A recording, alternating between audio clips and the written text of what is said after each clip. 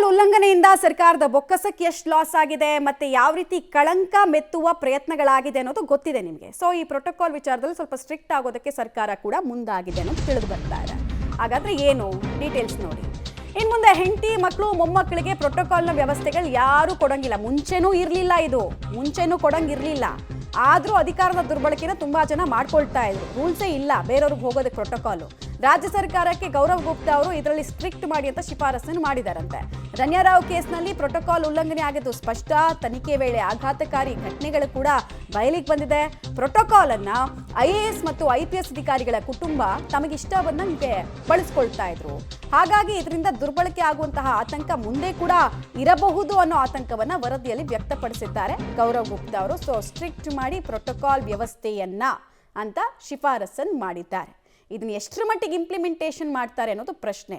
ಮುಂಚೆನೂ ಅಷ್ಟೇ, ಯಾರ ಹತ್ರ ಡಿಪ್ಲೊಮ್ಯಾಟ್ ಪಾಸ್ಪೋರ್ಟ್ ಇರುತ್ತೋ ಅವ್ರಿಗೆ ಮಾತ್ರ ಪ್ರೋಟೋಕಾಲ್ ವ್ಯವಸ್ಥೆ ಕೊಡಬೇಕಾಗಿತ್ತು. ಅಥವಾ ಜನಪ್ರತಿನಿಧಿಗಳು ಯಾರಾದರೂ ಇದ್ರೆ ಅಥವಾ IPS IAS ಆಫೀಸರ್ ಲೆವೆಲ್ನಲ್ಲಿ ಯಾರಾದರೂ ಇದ್ರೆ ಅವ್ರಿಗೆ ಮಾತ್ರ ಪ್ರೋಟೋಕಾಲ್ ಕೊಡಬೇಕಾಗಿತ್ತು. ಆದರೆ ಎಲ್ರಿಗೂ ರಾಜಾರೋಷವಾಗಿ ಈ ಕಡಲೆಪುರಿ ಹಂಚ್ದಂಗೆ ಪ್ರೋಟೋಕಾಲ್ ವ್ಯವಸ್ಥೆಯನ್ನು ಕೂಡ ಹಂಚೋ ಕೆಲಸ ಆಗಿದೆ.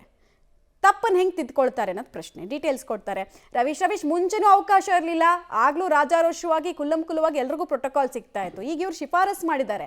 ಶಿಫಾರಸನ್ನು ಆಧರಿಸಿ ಟೈಟ್ ಮಾಡೋದಕ್ಕೆ ಸರ್ಕಾರ ಹೆಂಗೆ ಮನಸ್ಸು ಮಾಡುತ್ತೆ ಅನ್ನೋದು ಪ್ರಶ್ನೆ. ಇಂಪ್ಲಿಮೆಂಟೇಷನ್ ಸ್ಟ್ರಿಕ್ಟಾಗಿ ಆಗುತ್ತೆ, ಅದನ್ನು ನೋಡ್ಕೊಳ್ಬೇಕಾದ್ರೂ ಸರ್ಕಾರದ ವಿಚಾರ. ಬಟ್ ಸರ್ಕಾರದ ಕೆಲ ಸಚಿವರ ಹೆಸರೇ ಇದೆ ಇದರಲ್ಲಿ. ಸೊ ಹೇಗೆ ಮುಂದೆ ಅಂತ ಇದು ಮಮತಾ, ಖಂಡಿತವಾಗಿ ಕೂಡ ಈ ಮೊದಲು ಕೂಡ ಪ್ರೋಟೋಕಾಲನ್ನು ಅವರ ಮಕ್ಕಳಿಗೆ ಮೊಮ್ಮಕ್ಕಳಿಗೆ ಕೊಡಬೇಕು ಅಂತ ಏನು ಲಿಖಿತವಾಗಿ ರೂಲ್ಸ್ ಇರಲಿಲ್ಲ. ಆದರೆ ಮೌಖಿಕ ಆಧಾರದ ಮೇಲೆ ಭಾಳಷ್ಟು ಜನ ಅಧಿಕಾರಿಗಳು ಅದನ್ನು ಯೂಸ್ ಮಾಡ್ಕೊಳ್ತಾ ಇದ್ರು. ಅದಕ್ಕೆ ಎಲ್ಲೋ ಒಂದು ರೀತಿಯಲ್ಲಿ ಕುಟುಂಬದವ್ರು ಇರ್ಬೋದು ಅಂತಲೂ ಕೂಡ ಅದಕ್ಕೆ ಒಂದು ರೀತಿಯಲ್ಲಿ ಯಾವುದೇ ರೀತಿ ಅಡೆತಡೆ ಮಾಡ್ತಾ ಇರಲಿಲ್ಲ.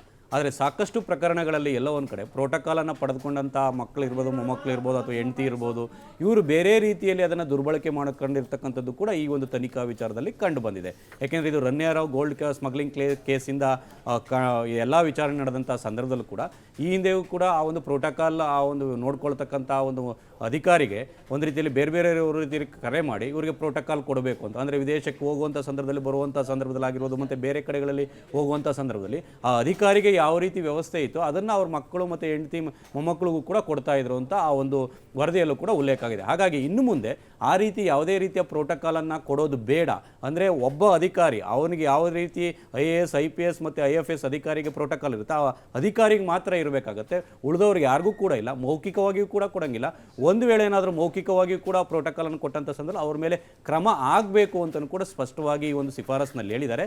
ಇನ್ನೊಂದು ಪ್ರಮುಖವಾಗಿರ್ತಕ್ಕಂಥದ್ದು ಎಲ್ಲೋ ಒಂದು ಕಡೆ ಅಂದರೆ ಯಾವುದೋ ಒಬ್ಬ ಅಧಿಕಾರಿ ಒಂದು ರೀತಿಯಲ್ಲಿ ಥ್ರೆಟ್ಗೆ ಒಳಗಾದಂಥ ಸಂದರ್ಭದಲ್ಲಿ ಆ ಕುಟುಂಬದವರು ಮಾತ್ರ ಪ್ರೋಟೋಕಾಲನ್ನು ಯೂಸ್ ಮಾಡ್ಬೋದು ಅನ್ನೋ ಒಂದು ಕಂಡೀಷನನ್ನು ಕೂಡ ಹಾಕಿದ್ದಾರೆ ಅಂತ ಹೇಳಲಾಗ್ತಾ ಇದೆ. ಹಾಗಾಗಿ ಶಿಫಾರಸನ್ನು ಎಷ್ಟರ ಮಟ್ಟಿಗೆ ಜಾರಿಗೆ ತರುತ್ತೆ ರಾಜ್ಯ ಸರ್ಕಾರ ಕಾದು ನೋಡಬೇಕು ಅಂತ. ಆಲ್ ರೈಟ್, ಧನ್ಯವಾದ ತಮ್ಮ ಮಾಹಿತಿಗಾಗಿ ರವೀಶ್.